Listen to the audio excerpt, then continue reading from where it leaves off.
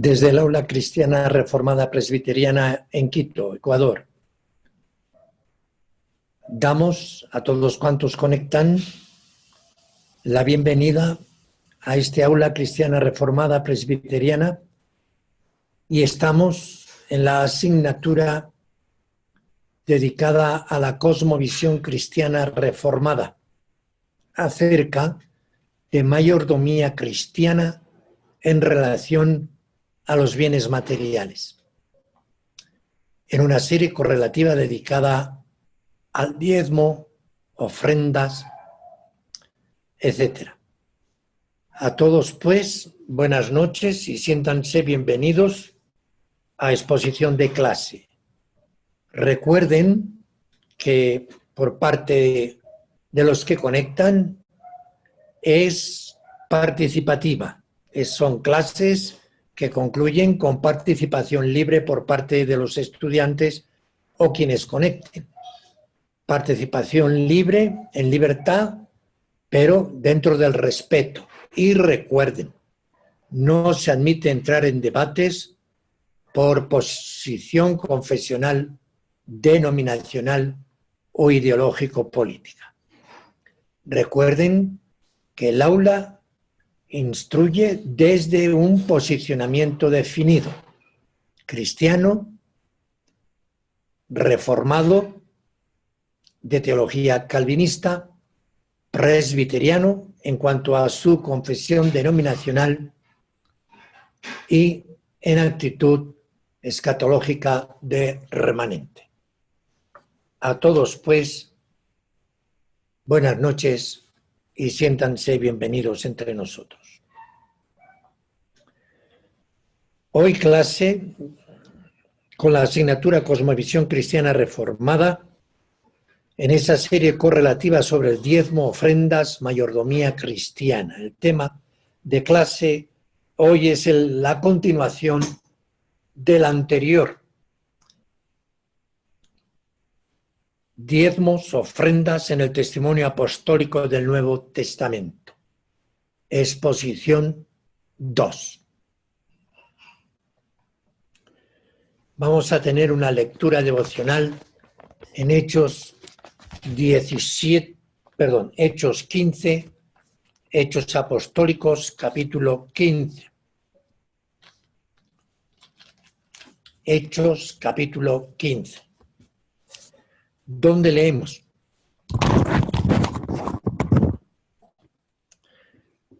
Entonces algunos que venían de Judea enseñaban a los hermanos: si no os circuncidáis conforme al rito de Moisés, no podéis ser salvos.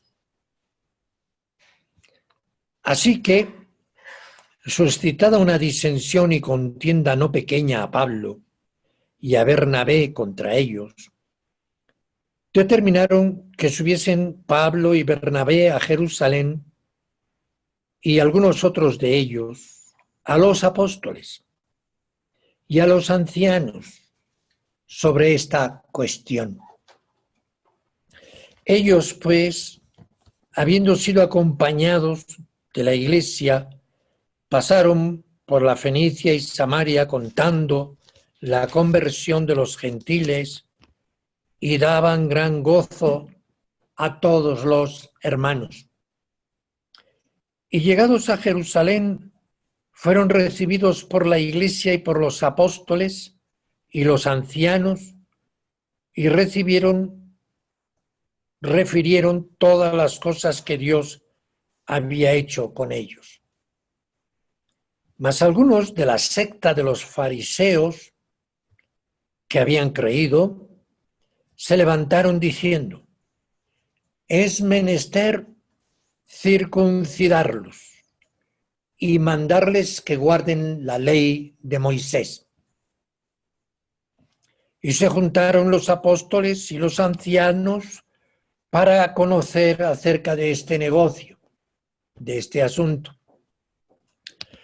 Y habiendo habido grande contienda, se levantó Pedro y les dijo: varones hermanos, Vosotros sabéis, como ya hace algún tiempo, que Dios escogió que los gentiles oyesen por mí, por mi boca, la palabra del Evangelio y creyesen.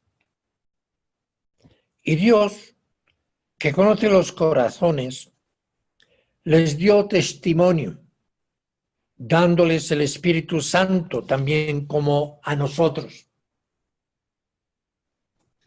Y ninguna diferencia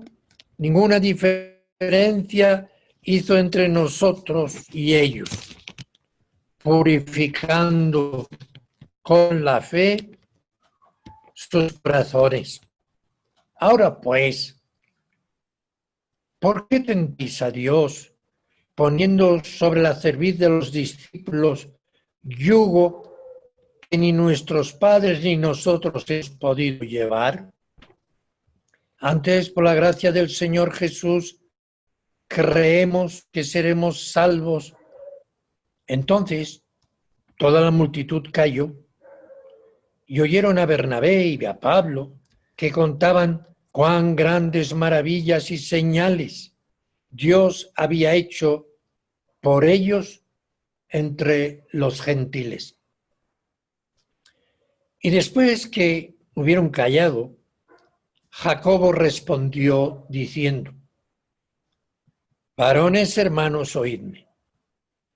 Simón ha contado cómo Dios primero visitó a los gentiles para tomar de ellos pueblo para su nombre. Y con esto concuerdan las palabras de los profetas, como está escrito: después de esto volveré y restauraré la habitación de David, que estaba caída, y repararé sus ruinas, y la volveré a levantar, para que el resto de los hombres busque al Señor, y todos los gentiles sobre los cuales es llamado mi nombre, dice el Señor, que hace todas estas cosas. Conocidas son a Dios desde el siglo todas sus obras. Por lo cual yo juzgo que a los gentiles que se convierten a Dios no han de ser inquietados. Vamos a subrayar este versículo, vamos a memorizar. Por lo cual yo juzgo que los gentiles que se convierten a Dios no han de ser inquietados, sino escribirles que se aparten de contaminación de los ídolos, y de fornicación, y de ahogado, y de sangre. Porque Moisés, desde tiempos antiguos, tiene en cada ciudad quien le predique en las sinagogas, donde es leído cada sábado. Entonces pareció bien a los apóstoles y a los ancianos, con toda la iglesia, elegir varones de ellos y enviarlos a Antioquía con Pablo y Bernabé y Judas, que tenía por sobrenombre Barsabás, y a Silas, varones principales entre los hermanos. Y escribir por mano de ellos los apóstoles y los ancianos y los hermanos, a los hermanos de los gentiles, entre los cuales estamos nosotros, a los hermanos de los gentiles que están en Antioquía, en Siria y en Cilicia, salud. Por cuanto hemos oído que algunos que han salido de nosotros os han inquietado con palabras, trastornando vuestras almas, mandando circuncidaros y guardar la ley, a los cuales no mandamos. Nos ha parecido, congregados en uno, elegir varones y enviarlos a vosotros con nuestros amados Bernabé y Pablo, hombres que han expuesto sus vidas por el nombre de nuestro Señor Jesucristo.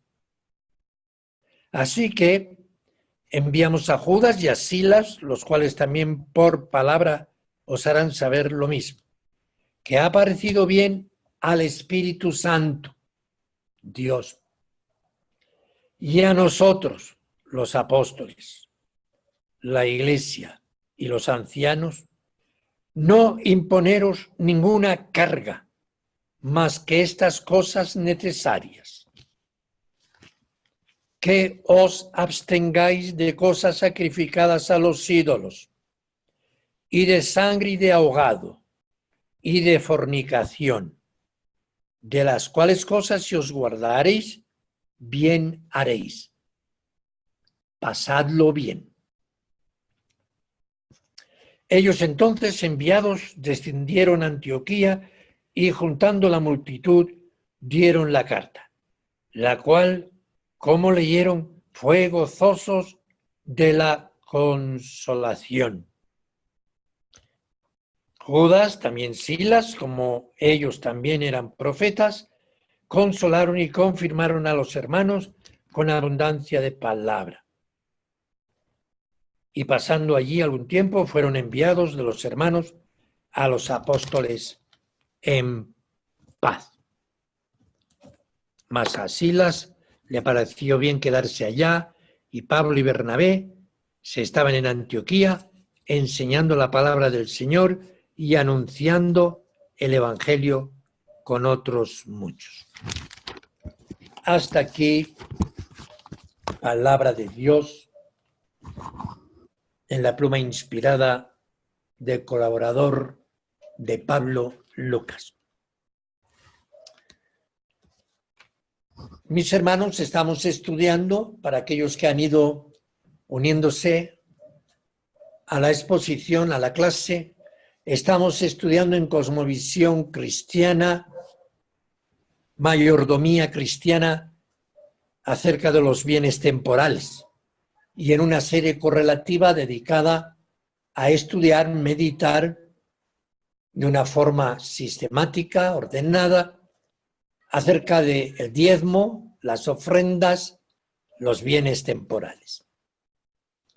Con esta tenemos ya la tercera exposición. Una fue la introductora general, la introducción a la temática, al estudio, con los elementos importantes que conlleva un estudio introductorio, una primera exposición que hemos hecho acerca de el mismo título de esta exposición de hoy, los diezmos, las ofrendas, etcétera, en el testimonio apostólico. Pero hoy es la segunda exposición. Sin caer, mis hermanos, en la repetitividad cansina, pero sin dejar de actualizar lo que es importante y necesario recordar, y tienen a disposición de ustedes en el muro del aula las exposiciones grabadas en vídeo, y también a petición de algunos estudiantes, y por ellos se benefician los demás también, los textos del guión de exposición de clase. O sea que lo tienen grabado en vídeo y lo tienen por escrito. En el escrito no está palabra por palabra de lo que expone un servidor de ustedes, pero sí está todo el guión, todo el esquema.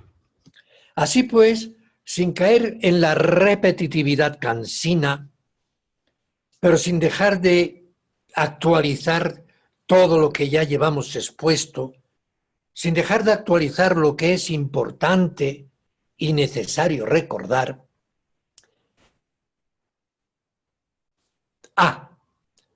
Estas clases son respuesta a una solicitud hecha a este ministerio a causa de tantas contradicciones y debates y confusiones que ponen tropiezo a cristianos y miembros sencillos, entorpeciendo seriamente su crecimiento espiritual. Estas clases, estas exposiciones vinieron a que un hermano que está en funciones de anciano en Bolivia, de años ya en tratos y conocido por nosotros personalmente en nuestro viaje misionero a Colombia, Él es de Colombia, sí.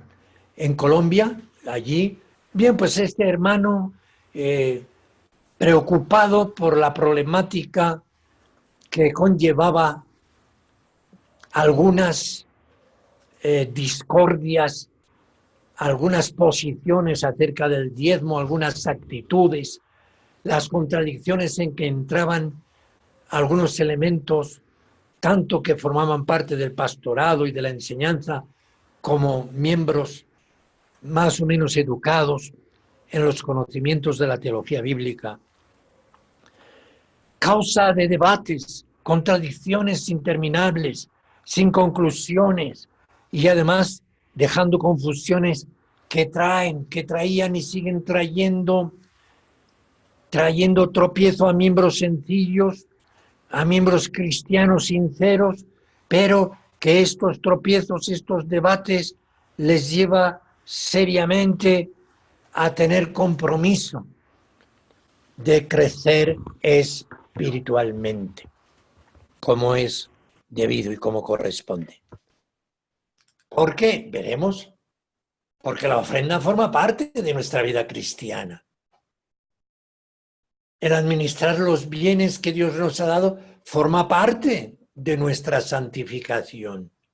Y si estas cosas no las tenemos en el orden de Dios, vamos a tener tropiezos, vamos a tener problemas, vamos a tener angustias, confusiones, contradicciones que nos impiden crecer espiritualmente. Por otro lado, rememorar de clases anteriores la importancia del sistema hermenéutico.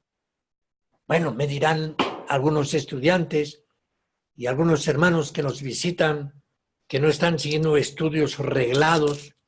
Bueno, es que para entender todas estas cosas tiene que ser uno doctor, tiene que ser uno profesor, tiene uno que pasar cursos. No, hemos de reconocer que hay una hermenéutica simple, sencilla, de la que participa toda la Iglesia de siempre, como hemos visto en esta lectura de esta escena en el primer concilio de la Iglesia en Jerusalén.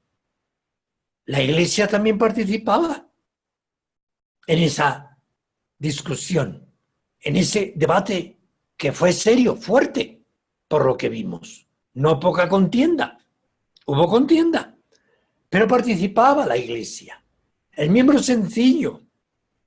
Así pues hay una hermenéutica que este ministerio ha insistido mucho, que es la primera que tenemos, el entendimiento sencillo y común al que alcanzamos con una lectura lógica. Entendemos lo que leemos de forma lógica. No nos ponemos en plan maestro, no nos ponemos en plan eruditos, pero el Espíritu Santo no tiene a la Iglesia abandonada por no ser erudita, por no alcanzar a los doctorados. Nos ha dado la palabra que está al alcance del pueblo. Es para el pueblo, para nosotros. Y por lo tanto hay una hermenéutica sencilla, lógica. Bien, pues nosotros hemos de darle importancia al sistema hermenéutico, más cuando entramos en debates y están comprometidos ministros de la Iglesia en ese debate, están comprometidos maestros reconocidos de la Iglesia, están comprometidos sistemas de teología defendidos por grandes sectores de Iglesia. Por lo tanto, aquí sí que vamos a hacer énfasis, como estudiantes del aula, vamos a hacer énfasis en la cuestión hermenéutica. Hemos de tener una hermenéutica sana. Y ha dicho que no queremos cansar por repetitividad. No tienen nada más que repasar las 3 clases anteriores y ahí verán que se profundiza más, se matiza más algunos aspectos de una hermenéutica reformada. Por otro lado, en base ya de haber alcanzado a un sistema hermenéutico correcto, compartido por la Iglesia, en este caso por toda la Iglesia reformada mundial, histórica, nuestra hermenéutica protestante, que la vamos a situar iniciada con Lutero, que tiene antecedentes históricos, pero la vamos a situar desde Lutero en adelante y perfeccionada por Calvino y por los siguientes maestros. Hemos alcanzado niveles superiores, perfeccionando. Así pues, una vez tenemos esa herramienta bien conocida, bien manejada, bien a la mano, en base pues a esa hermenéutica, a alcanzar a una idea clara de antiguo pacto y nuevo pacto. Y le hemos visto esto en esta escena de Jerusalén. Con una sana hermenéutica tenemos que alcanzar a la idea clara, equilibrada de lo que es el antiguo pacto y el nuevo pacto, y enfatizar el aspecto dispensacional histórico. Cuando yo uso la palabra dispensacional, no la uso en el mismo sentido y con la misma intención que lo hace la escuela hereje, errada, del dispensacionalismo. Especialmente ese dispensacionalismo milenial, sionista, etcétera, etcétera. Yo no uso la palabra dispensacional en el mismo sentido. Yo entiendo que está la dispensación de la ley y la dispensación de la gracia. O dicho con otra palabra, la administración o el periodo de la ley diferenciado del periodo de la gracia por el Evangelio. En ese sentido, pues, cuando hemos alcanzado a matizar, a situar claramente en nuestra hermenéutica el elemento histórico dispensacional, lo vamos a contextualizar. Las enseñanzas que vamos recogiendo, los textos, los pasajes que vamos recogiendo, los vamos a saber con una sana hermenéutica, contextualizar en su periodo dispensacional e histórico, y luego entonces haremos una aplicación correcta para una sana teología apostólica, una sana doctrina bíblica, una sana doctrina reformada.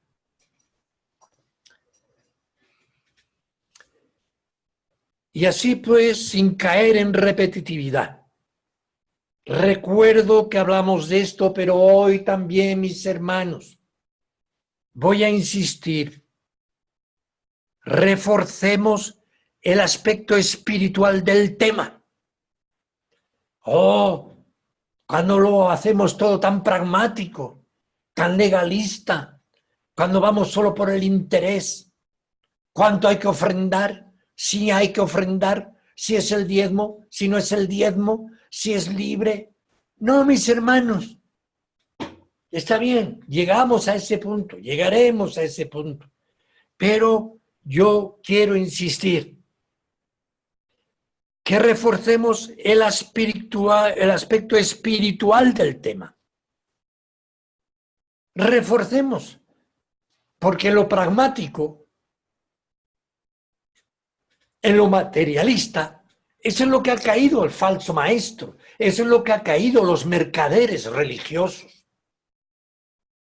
Ahí se va a distinguir tu cristianismo. Reforcemos el aspecto espiritual del tema, de la ofrenda, como acto de adoración. Como acto de adoración. Si tú no ofrendas con espíritu de adorador, si tu corazón no hace, no siente, no vive experiencia espiritual de que con tu ofrenda estás participando en el culto de adoración, no estás actuando por fe. Y sin fe es imposible agradar a Dios. No tiene nada más que ver las primeras escenas, el primer acto de adoración que leemos después de la caída. 2 hermanos, 2 ofrendas. Vayan, miren. El problema no estaba en la cantidad, ni en el diezmo. El problema estaba en la condición del corazón, en que Abel y su ofrenda fue agradable a Dios porque lo hizo con actitud de adoración. Y como él ofrendó, era como él adoraba. Mientras Caín, como ofrendó, la actitud que como ofrendaba era su adoración. Abel fue aceptado, Caín desechado. Así pues, reforcemos en estos estudios y meditaciones acerca de diezmos, ofrendas, los bienes materiales, reforcemos que el acto de ofrendar o diezmar debe ser para el elegido, para el cristiano, un acto, una actitud espiritual, un acto de adoración a Dios.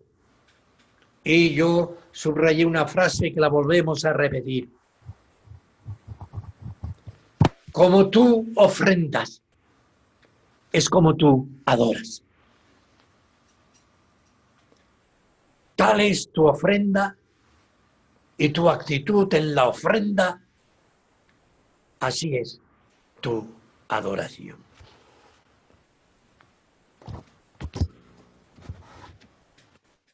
Estuvimos también para recordar el cristocentrismo. Como protestantes somos cristocéntricos.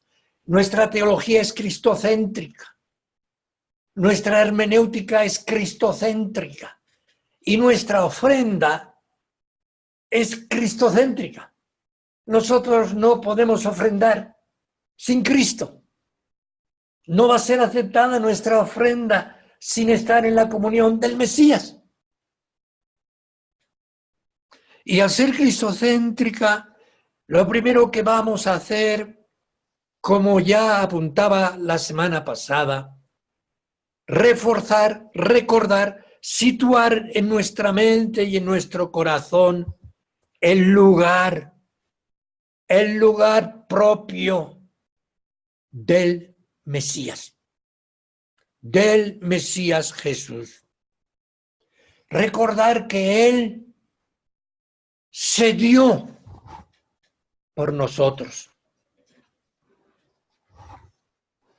Antes de ofrendar, piensa esto, en el Mesías.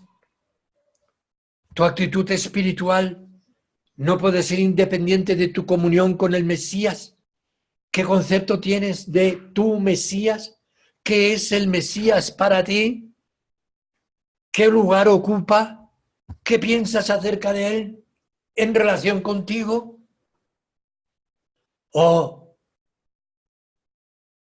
El primer pensamiento que viene a mi mente cuando acudo por fe a recordar y pensar en mi Mesías, el Jesús, hijo de David, hijo de Abraham, hijo de María,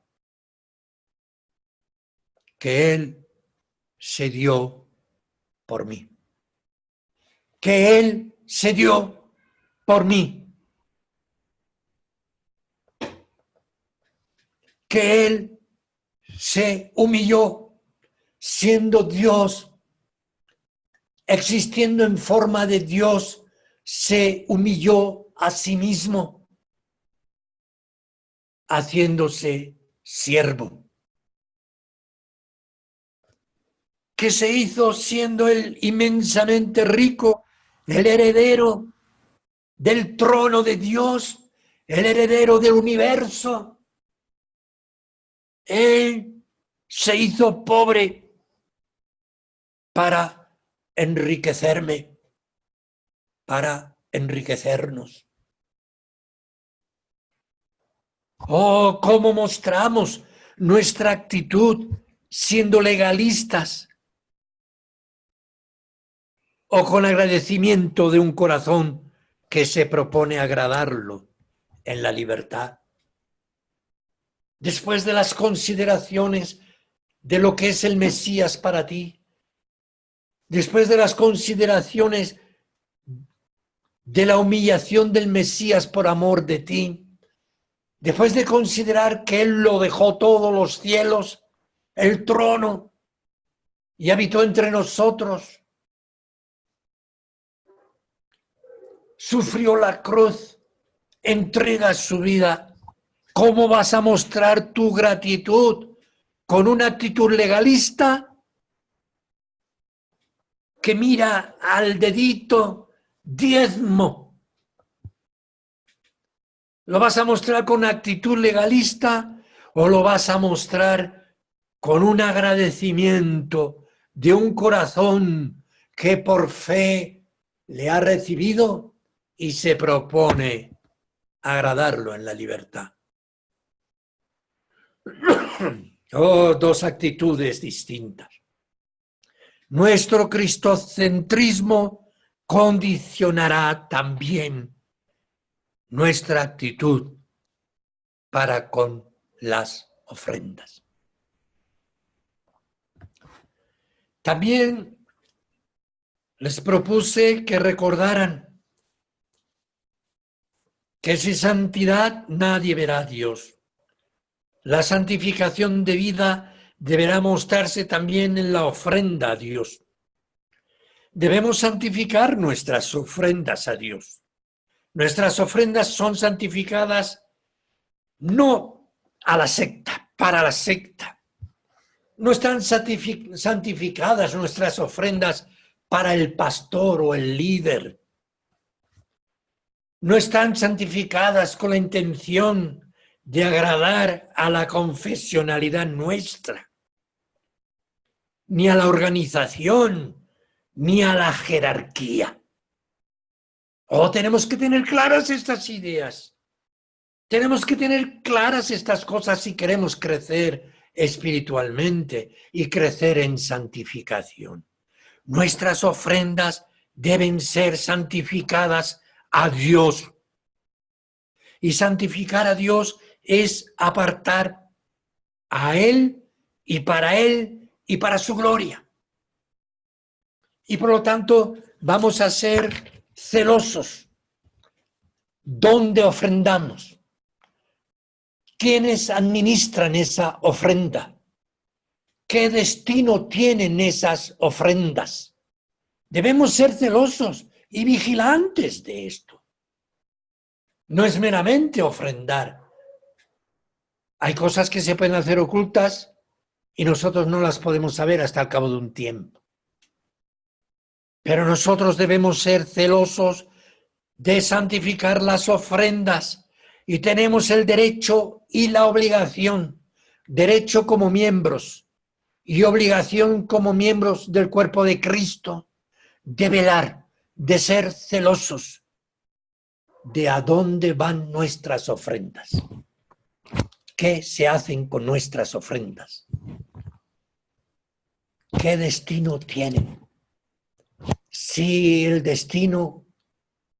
administración de estas ofrendas encajan con los propósitos, primero, que están establecidos por los apóstoles, ya desde la Iglesia mesiánica y apostólica primitiva. Santificar, pues la ofrenda no es meramente que uno tiene una actitud santa, que la dedica a Dios, que lo hace con fe, en corazón agradecido al Redentor, en reconocimiento a Él como nuestro Mesías, como nuestro Rey. Ofrendamos para su reino, para la extensión de su reino.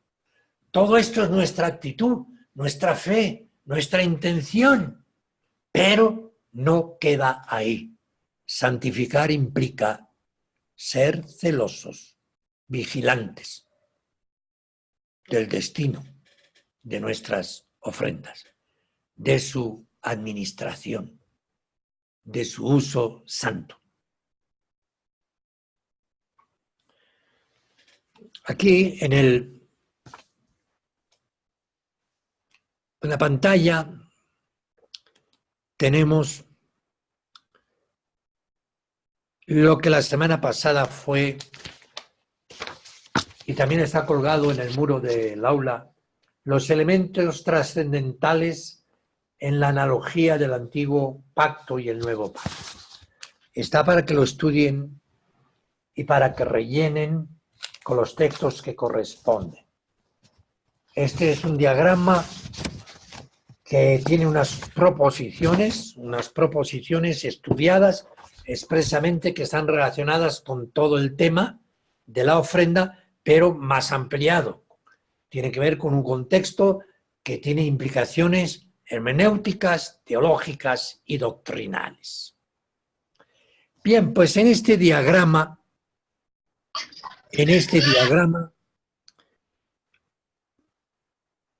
verán ustedes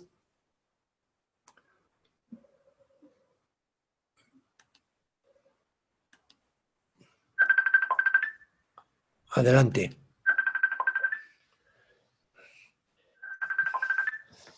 Adelante. Bueno, pues en este diagrama hemos separado los puntos 3, 4, 8, 7, 10. En el punto 3 leemos: el pacto del Sinaí estuvo... mi hermana, no se puede coger el teléfono porque está en audición.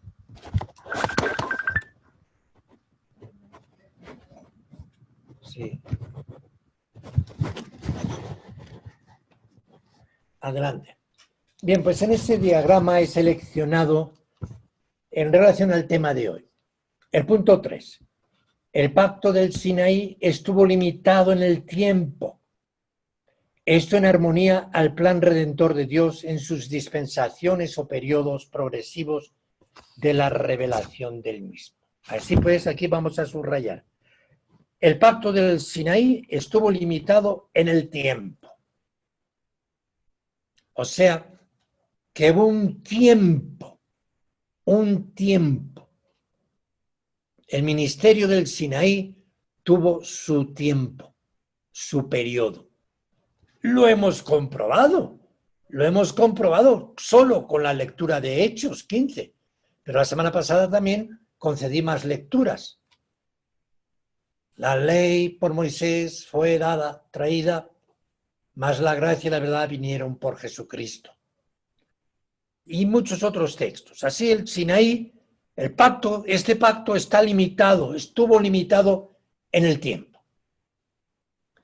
El antiguo pacto tuvo un ministerio sacerdotal levítico, con sumo sacerdocio, establecido por Dios. Y esto, según hemos visto y leído en la epístola a los Hebreos, limitado en el tiempo. También vamos a subrayar limitación del tiempo, periodo del ministerio levítico, hasta el establecimiento del nuevo pacto.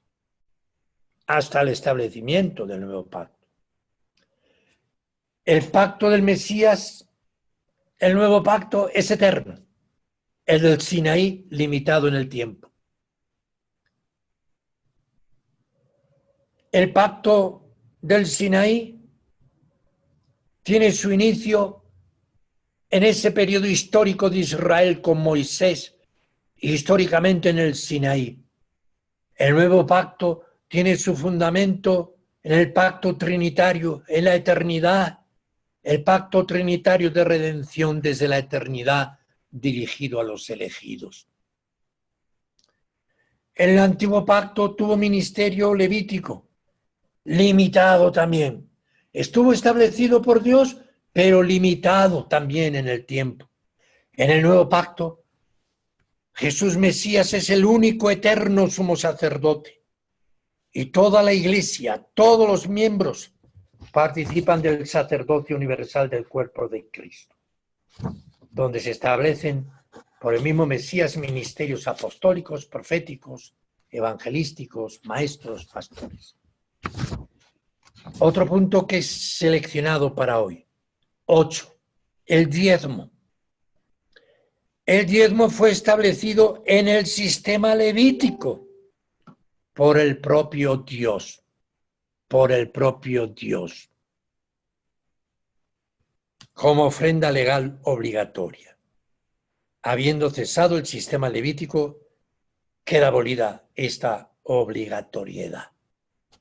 Vamos a ir subrayando. Son elementos hermenéuticos, pero propios, dados en el Nuevo Testamento, dados en la doctrina apostólica.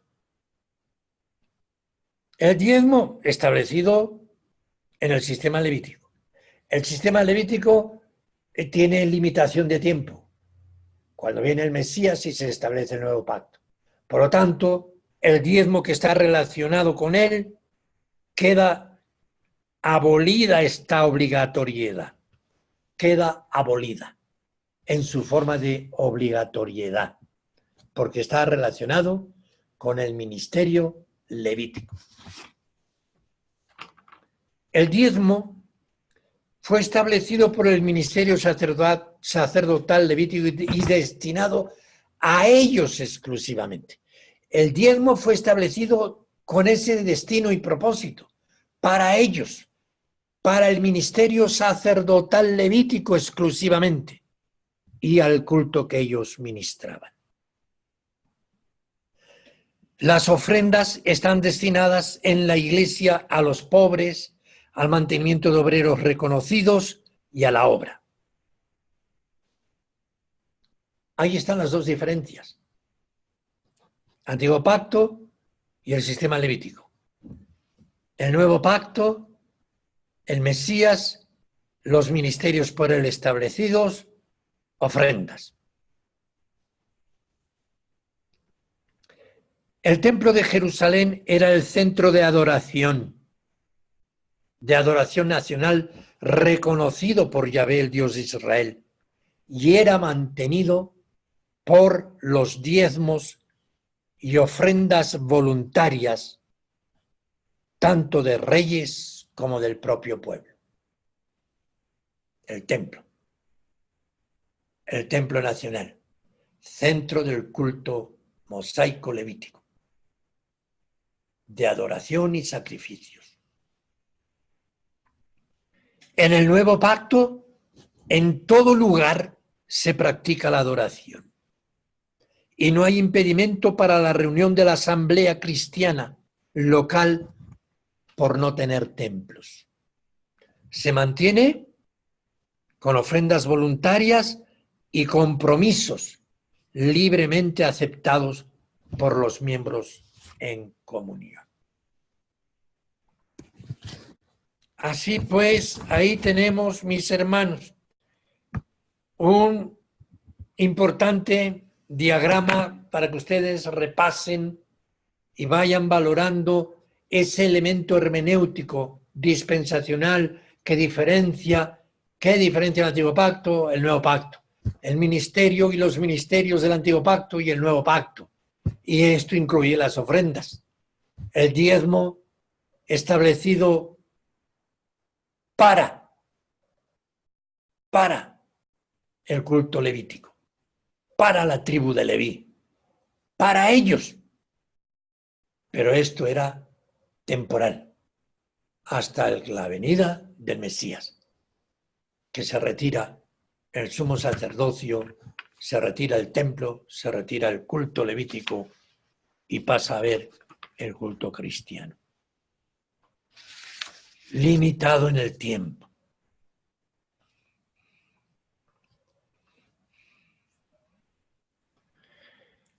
Ahora, pues, nos interesa algo importante.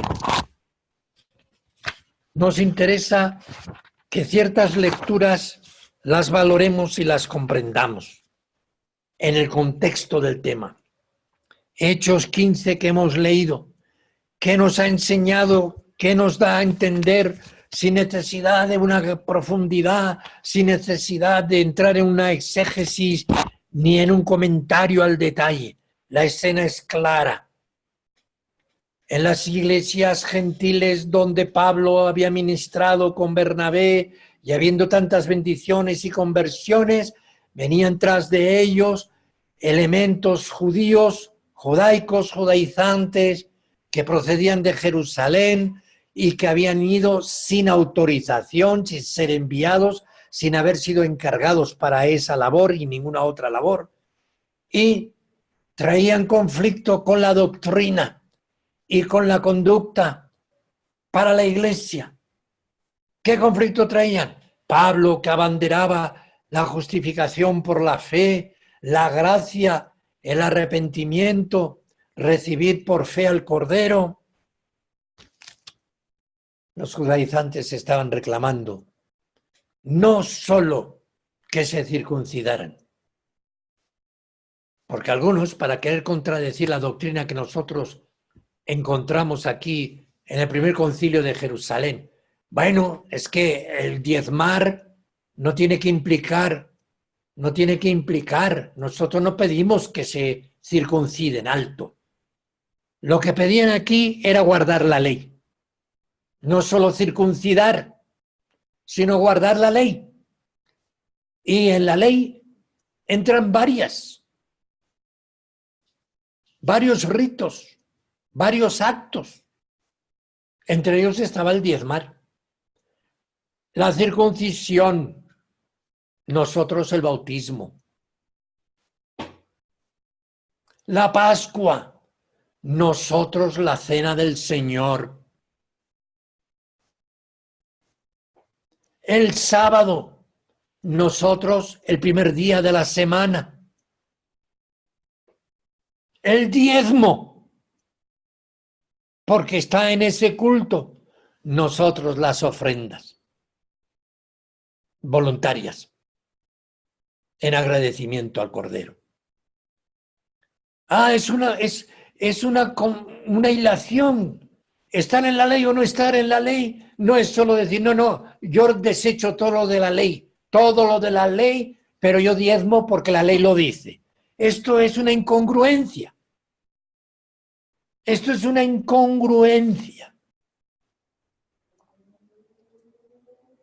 El antiguo pacto tuvo su límite de tiempo y de ministración. Por eso se llama antiguo pacto. Hebreos lo deja todo claro. Y esto incluye el diezmo.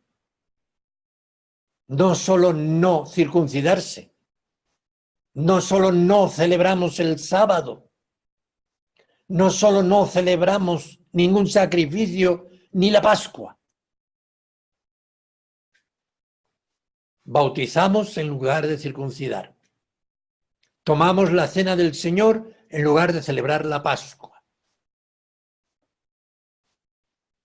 Ofrendamos libremente, lo cual implica que si yo quiero ofrendar en mi decisión personal el diezmo personalmente, es tu orden y tu conciencia con Dios. Pero no se establece como legalidad, no se establece como sistema legal, porque estamos en la gracia. Hechos 15, pues, vemos cómo la discusión se concluye con una nota aclaratoria diferenciadora. Porque Moisés ya tiene desde tiempos antiguos en cada ciudad quien le predique en las sinagogas, donde es sábado. Así pues, juzgo que a los gentiles que se convierte a Dios no se debe inquietar. No se les inquiete con legalismos, con exigencias de la ley. Los gentiles son salvos como nosotros por la gracia de Cristo, por la fe. Le ha parecido bien al Espíritu Santo y a nosotros no imponeros ninguna carga más que estas cosas necesarias. Ahora vale preguntarse, ¿qué cargas eran? Pues todo el sistema legalista judaico, todo el sistema sacrificial, todo el sistema cúltico. ¿Y en el sistema cúltico no entraba el diezmo? ¿Cómo podemos separar el diezmo del sistema y luego trasladarlo al nuevo pacto? El diezmo formaba parte de todo ese sistema que era carga en un sentido. A nosotros no se nos impone ninguna carga más que estas cosas que son necesarias. Abstenerse de la relación con los ídolos, con los sacrificios, abstenerse de contaminarse con la sangre que se practicaba en los cultos y en los sacrificios, abstenerse de lo ahogado, abstenerse de la fornicación, de las cuales cosas, si las guardareis, haréis bien. Estas son las normas apostólicas para la iglesia gentil en estos momentos. Hay una diferenciación. Hay de los que están procediendo propiamente del judaísmo y reciben al Mesías, de aquellos que estando en la gentilidad reciben al Mesías. Hay una diferencia.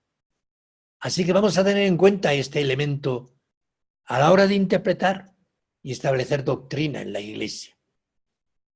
No se os impone ninguna otra carga. Lo leemos. Es el primer concilio de Jerusalén, presidido por los apóstoles y con la presencia del Espíritu Santo, el sello del Espíritu Santo. Ha parecido bien al Espíritu Santo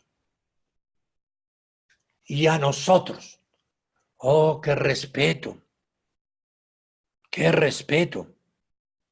concede el Señor a su pueblo. Tiene en cuenta su opinión, dialoga con él, entra en el conflicto con él. Han deliberado, ¿qué hacemos con los gentiles? ¿Qué hacemos con la circuncisión y con la ley? ¿Y qué hacemos con el diezmo? Pues le ha parecido bien al Espíritu Santo,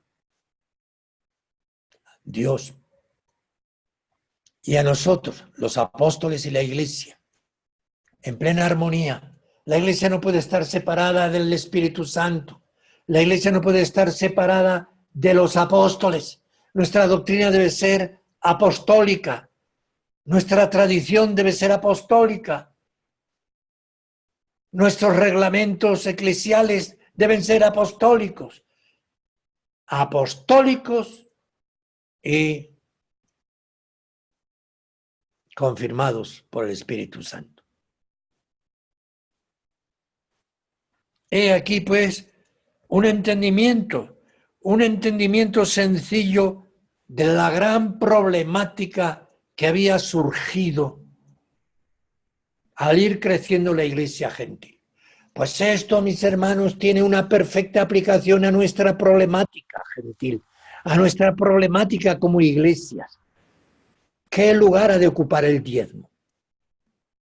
¿Lo hemos entendido?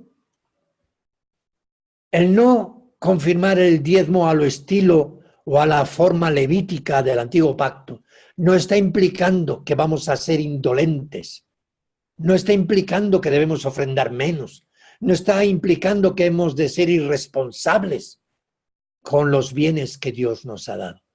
Acuérdense que nosotros miramos al Mesías a la hora de ofrendar. Él lo dio todo. ¿Y tú le vas a ir con legalismos del diezmo? Que además no se te impone ninguna carga. Hechos 15 no deja establecido el legalismo judaico. El diezmo forma parte de ello.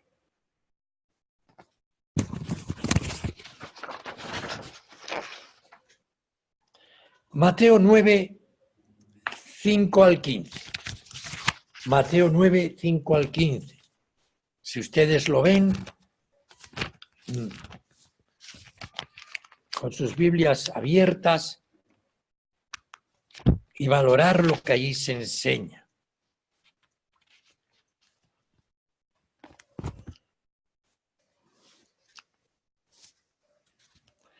Mateo 9, perdón, me equivoco, Mateo 10, Mateo 10, Mateo 10. Esta escena de todo el capítulo tiene que ver con el llamamiento a los 12 apóstoles, sus 12 discípulos, y ser enviados como apóstoles. Apóstoles. Es la primera incursión, la primera campaña, vamos a decir así, de promoción del reino. Y allí lo ven. Él los envía. Viene versículo 5, leemos. A estos 12 envió Jesús, a los cuales dio mandamiento diciendo: por el camino de los gentiles no iréis, y en ciudad de samaritanos no entréis, mas antes cita a las ovejas perdidas de la casa de Israel. O sea, el objetivo de este apostolado y el objetivo de este envío es directamente a las ovejas perdidas de las casas de Israel. Pero yo quiero subrayar aquí que son 12 los que envía. Son los primeros 12 discípulos en una primera campaña. Y yendo a predicar, el reino de los cielos se ha acercado. Sanad enfermos, limpiad leprosos, resucitad muertos, echad fuera demonios. De gracia recibisteis, dad de gracia. No llevéis con vosotros oro, ni plata, ni cobre en vuestras bolsas, ni alforja para el camino, ni 2 ropas de vestir, ni zapatos, ni bordón, porque el obrero es digno de su alimento. Pablo lo aplica como digno es de su salario. Mas en cualquier ciudad donde entraréis, investigad quién sea en ella digno, y reposad, y ahí hasta que salgáis.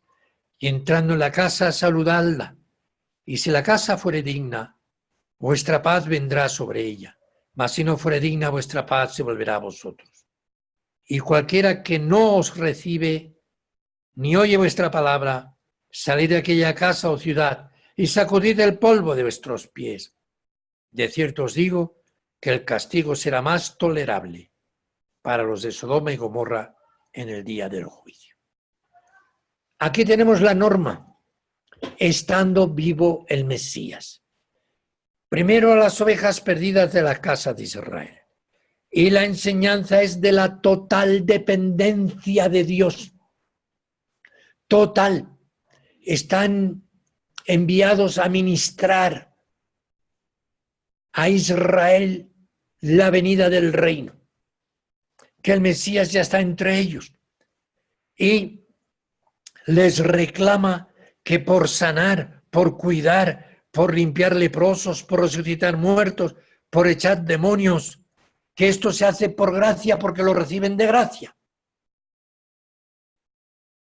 Y que no busquen el apoyo de lo económico, oro, plata, cobre, que no busquen ese apoyo. Estén totalmente independizados, librados de ansiedad por la cuestión económica y el comer y el beber. De nada debían preocuparse. En la casa donde entraréis, dice que traigáis la paz. ¿Y qué? Pues comer aquello que os pusieren delante. Aquí esto se lo dice a los 12. Aquí vemos principios. Oh, qué lejos está esto del mercantilismo. Qué lejos está esto de todo ese fariseísmo religioso que vivimos. Qué lejos está de todo ese egoísmo, de todo ese fraude que vive la religiosidad de este cristianismo apóstata, y más a algunos que tienen pretensiones apostólicas. Tienen pretensiones apostólicas con falsos milagros, con fraudes, con vidas escandalosas y fornicarias, con un amor y avaricia para con el dinero y los bienes de este mundo. Esos harán énfasis en el diezmo y más del diezmo. Y sin embargo aquí tenéis las órdenes, el plan, el sistema del Mesías para sus apóstoles. Total dependencia de Dios, que se mueve en todas las circunstancias. Alejados de la avaricia, alejados de la confianza en los bienes de este mundo, no reclamando ningún bien por aquellos bienes extraordinarios que ellos hacían. Aquí tenéis señales de verdadero apostolado. Aquí tenéis señales. Aquí tenéis. Son principios dados por el propio Mesías en el inicio de la promoción del reino en Israel por el ministerio apostólico de los 12. Y en comparativa, en Lucas 10,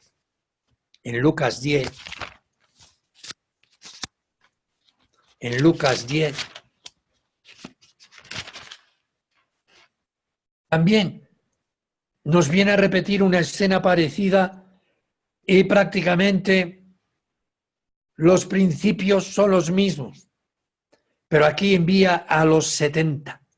Es una segunda llamada. Aquí envía a 70 escogidos especialmente para esta administración, donde se resalta. Dice que les envía como corderos en medio de lobos. No llevéis bolsa, ni alforja, ni calzado, y a nadie saludéis en el camino. En cualquier casa donde entraréis, primeramente decid la paz sea con vosotros. Y si hubiera allí algún hijo de paz, vuestra paz reposará sobre él. Y posad en aquella misma casa, comiendo y bebiendo lo que os dieren. Lo que os dieren. Porque el obrero es digno de su salario. No os paséis de casa en casa.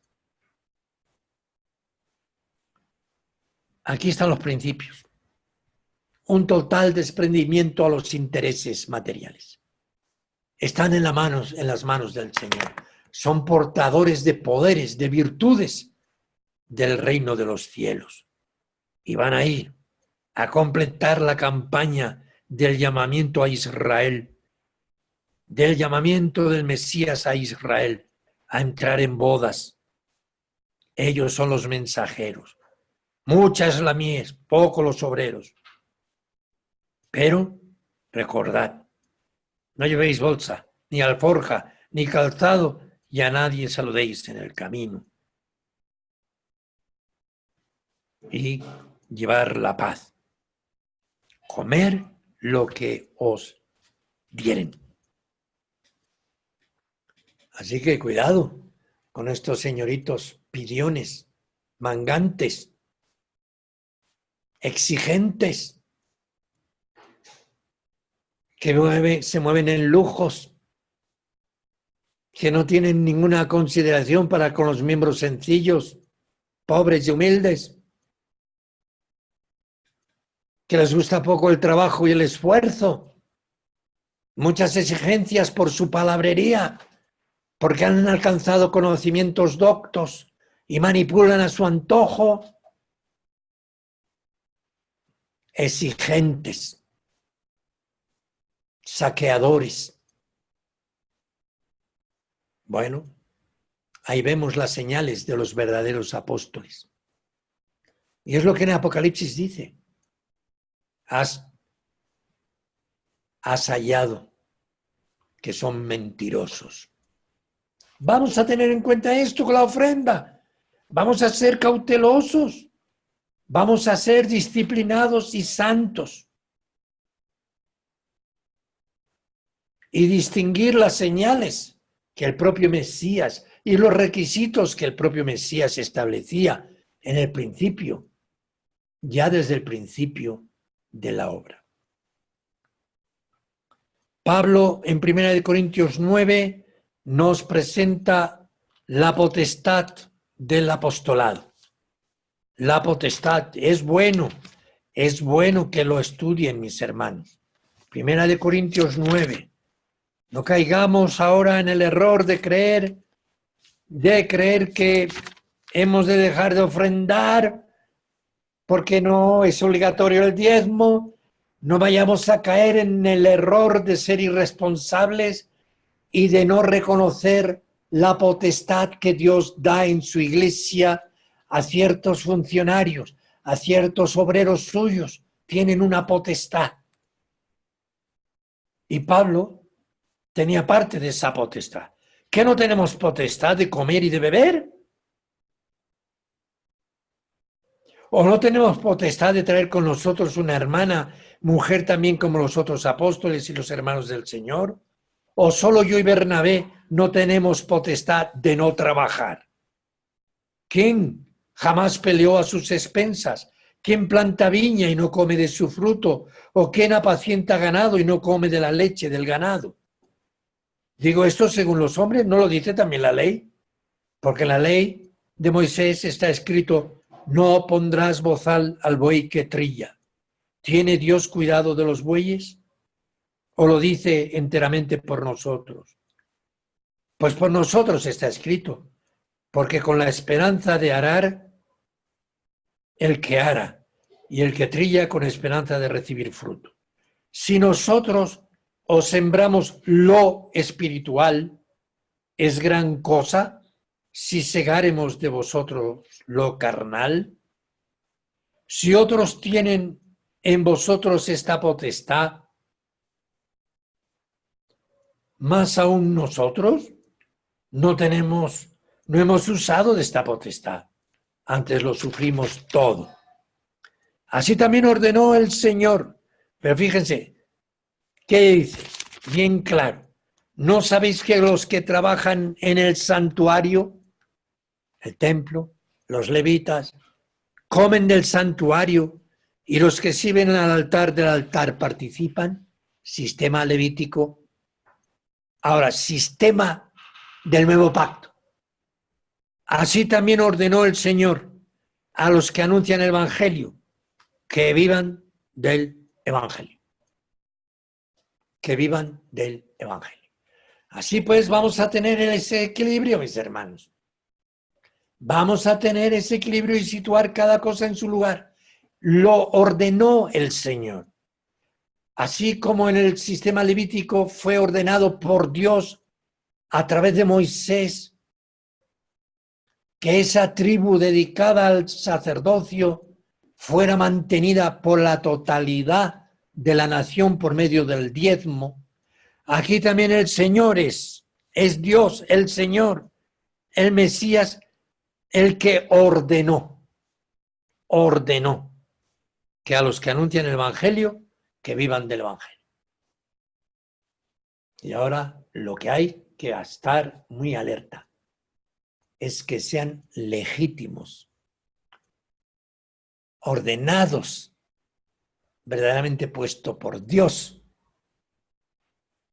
y saber separar los fraudulentos, los falsos apóstoles, el falso pastor, el falso maestro.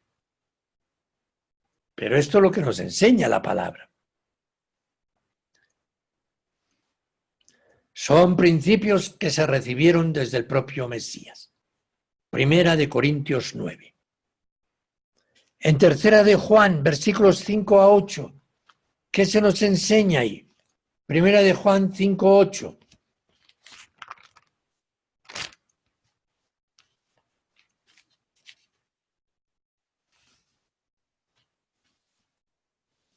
Perdón, 3 Juan 5, 8. Leemos.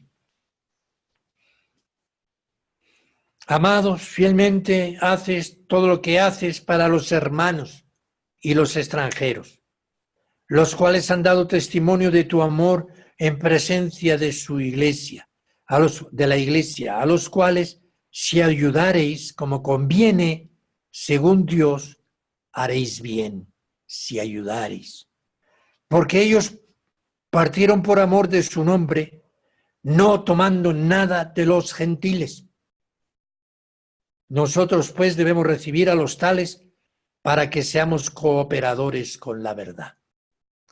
Estos son los principios reguladores para con los obreros y para con la iglesia. Nosotros debemos ser cooperadores con la verdad. Ellos salieron y no recibieron, por amor del nombre, salen a anunciar. Son obreros itinerantes, una especie de apostolado, misioneros, obreros itinerantes que van anunciando el nombre del Señor, pero ellos no profanan su ministerio tomando de los gentiles. Oh, cuánto religioso profesionalizado que va buscando el dinero del Estado, el apoyo de organizaciones, el apoyo del mundo, pasan la bolsa e indistintamente les da igual que allí participe con dinero el incrédulo, la fornicaria, la adúltera, la libertina, el homosexual, allí poniendo dinero en la ofrenda o recibiendo bienes de procedencia corrompida, de vidas disolutas. Oh, ellos partieron por amor de su nombre, no tomando nada de los gentiles. Recordando aquellas palabras, no recuerdo si es en el Levítico o en Números, pero sí sé que es en la ley, que Dios prohibía recibir ofrenda del perro, el sodomita, el perro y de la ramera. Prohibido explícitamente en la ley de Moisés. Oh, qué cuidadosos hemos de ser con la santificación de nuestros bienes. ¿Qué santificación tiene que ser en la admisión de las ofrendas y de los bienes para el uso santo de la extensión del Evangelio? Ellos no recibieron nada, no tomando nada de los gentiles. O sea, era una resolución. Nosotros, la Iglesia, debemos recibir a los tales, a los auténticos ministros, a los auténticos que por amor del nombre han salido, no apoyándose en los inconversos y en las organizaciones inconversas. Nosotros a estos los debemos recibir y ser cooperadores de la verdad. En Gálatas 6,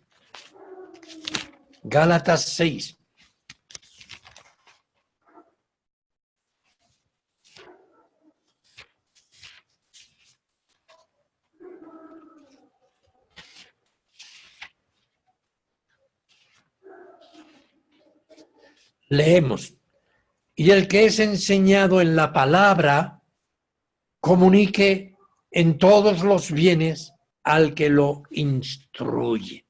Está claro.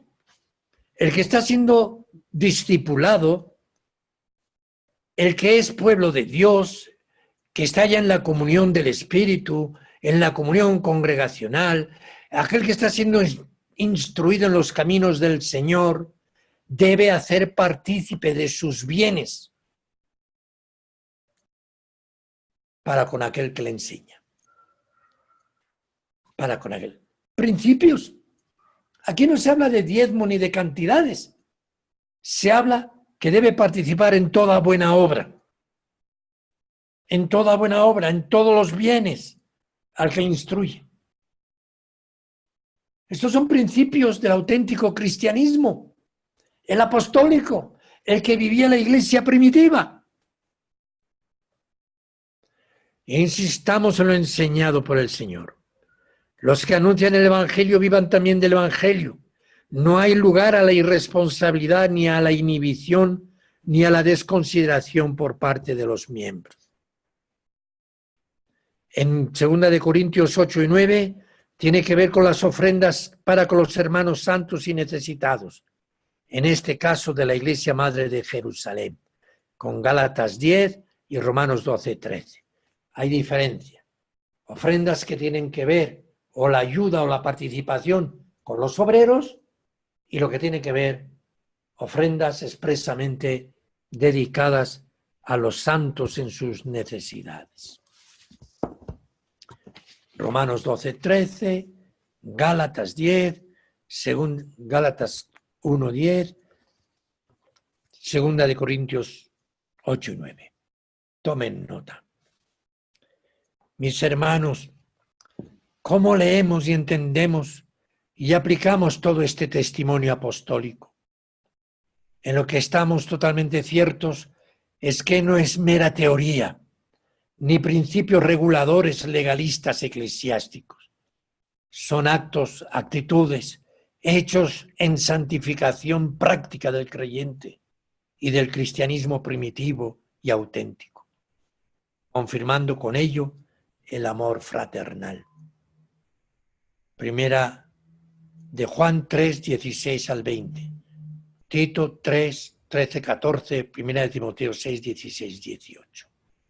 Y como final, vamos a abrir nuestras Biblias en el sermón escatológico en Mateo 25. Mateo 25. Y lo vamos a hacer de los versículos 31 al 46.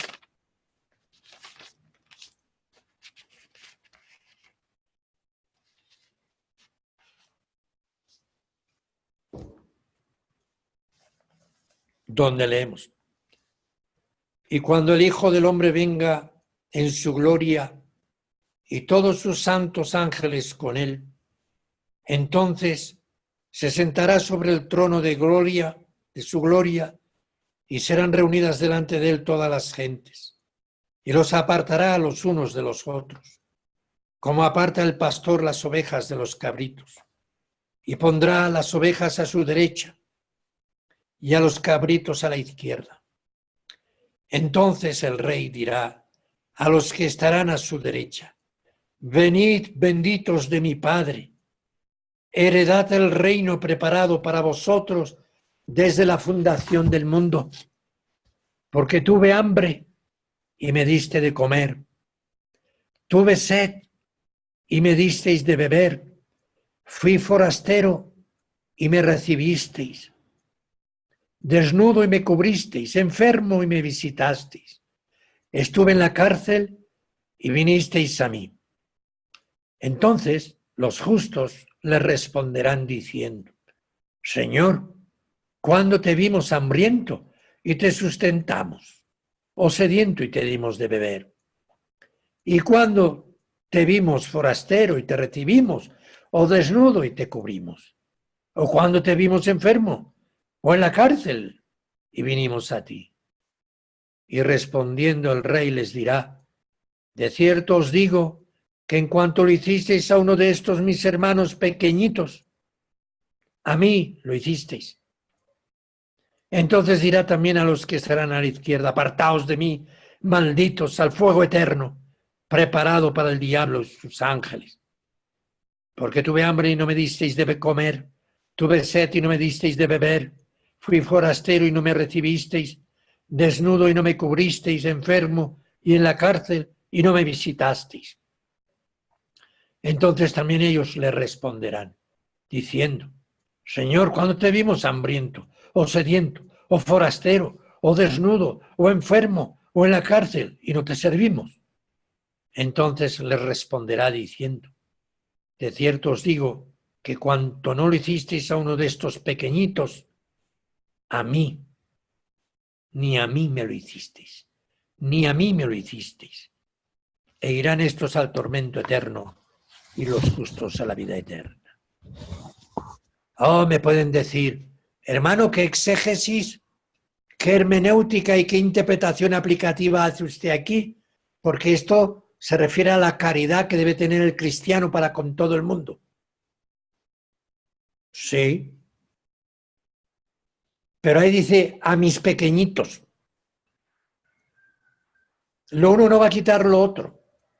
Pero dime, hermano, ¿cómo puedes tú creer que vas a cumplir estos requisitos de recibir la bendición del Señor negándole sustento a tus pastores, a tus misioneros, negando a otros hermanos en la obra del pan, negando y olvidando a cristianos en la persecución? Dime cómo puedes pasar la prueba, el aprobado, si tienes un corazón tan estrecho que solo eres diezmador, solo diezmas. Dime, hermano, ¿cómo vas a pasar la prueba si eres tan legalista que tú te vas a poner a defender el diezmo? Y te vas a olvidar de los pequeñitos del reino que sufren por causa del nombre, que sufren persecución, que sufren hambre, que sus hijos no pueden estar siendo atendidos debidamente. Pero Él tiene la carga de ministrar, de llevar tu iglesia, tiene la carga de llevar el evangelio a otros lugares, se sacrifica horas y horas, pero tú eres diezmador. Cuidado, tú eres puritano en tu interpretación. Hermanos, entendamos esto de las ofrendas, esto de la caridad, esto de la administración de los bienes que tanta importancia le da el Mesías, ya que el Mesías lo llevó a lo escatológico, al día del juicio en su trono. Tengan en cuenta, mis hermanos, que esta es la última parábola en su sermón escatológico. Oh, espero que a partir de ahora vamos a ser mejores mayordomos de los bienes. Vamos a santificar nuestras ofrendas y vamos a ejercer la caridad y el amor para con los hermanitos débiles y necesitados. Hasta aquí, exposición de clase. Si hay alguna consulta, lo pueden dejar por escrito a través del muro del aula. A todos, cuantos quieran escribir, pueden hacerlo con interrogantes y preguntas. Que el Señor les bendiga.